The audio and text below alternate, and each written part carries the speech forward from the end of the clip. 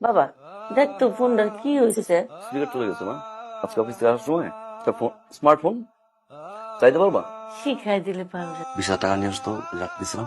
আমার সঙ্গে বললাম না যে ফোন কিনে দিব। অনলাইনে কিছু জিনিস অলরেডি অর্ডার করে ফেলছি।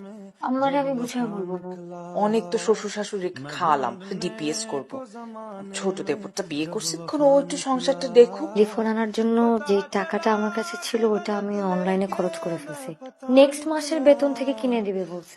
তোর মায়ের ওষুধ তো শেষ হয়ে গেছে, তুই অফিস থেকে ফেরার সময় নিয়ে আসিস বাপ। ঠিক আছে। ঠিক আছে মানে? ও তো এই মাসে বেতন পায়নি, ওর পকেটে একটা টাকাও নেই। কোত্থেকে ওষুধ আনবে বলেন? টাকা পয়সা জমায় তারপর একটা প্ল্যান। তাও ঠিক আছে। বড় ভাইরা ডিপিএস খুলছে, 15,000 টাকা ভালো করেছে। খাবারটা দেও না, ক্ষুধা লাগছে। কয়টা কাপড় ভিজেছে, একটু ধুয়ে দাও তো। আমার তো আসলে একটু হাতে ব্যথা, আপনি একটু ধুয়ে দেন না। মিথ্যা কথা বলো কেন? নিজে মৃত্যুক তাই সবাইকে মৃত্যুক মনে হয়, তাই না? এই অসভ্য মেয়ে যে ফয়সাল কোত্থেকে ধরে নিয়ে আসলো। আপনি বিয়াদব অসভ্য। আপনি সব কাজ আমাকে দিয়ে করেন কিসের জন্য? থামো না তোমরা, কি হয়েছে? আমি থাকবো না এই বাসায়, আমার যথেষ্ট অপমান করে এখানে। আব্বা, আমি আপনার বৌমারে নিয়ে আলাদা হয়ে যাবো। কি বলতেছো তুমি এগুলো? আলাদা থাক, আলাদা থাকলে সম্পর্ক ভালো থাকে।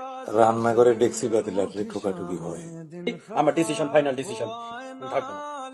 এটা কি মা? আমি যে অফিসে চাকরি করি সেই অফিসের সিকিউরিটি গার্ড আমার বাবা। এটা কি? 35,000 টাকা বেতন পাই, নিজের জন্য 5 পয়সা খরচ করি না। আমার বাবা যাই সিকিউরিটি গার্ড কেন? ঘরের সব খরচের টাকা আমি তুলে দিই। বেরা, তুমি উঠে যাও। বেরা, আমার না অনেক বড় ভুল হয়েছে, আমাকে মাফ করে দিন। ভাবির সাথে জিততে গিয়া কখন নিজেই হয়ে গেছি আমি জানি না। আপনি আমার মাফ করে দেন আব্বা, আমি বুঝি নাই। আম্মা আপনি আমার মাফ করে দেন, ভাই আমার মাফ করে দেন। আমার তো বড় আব্বা আমার নিজের বাবা মার মতো করে দেখা উচিত ছিল।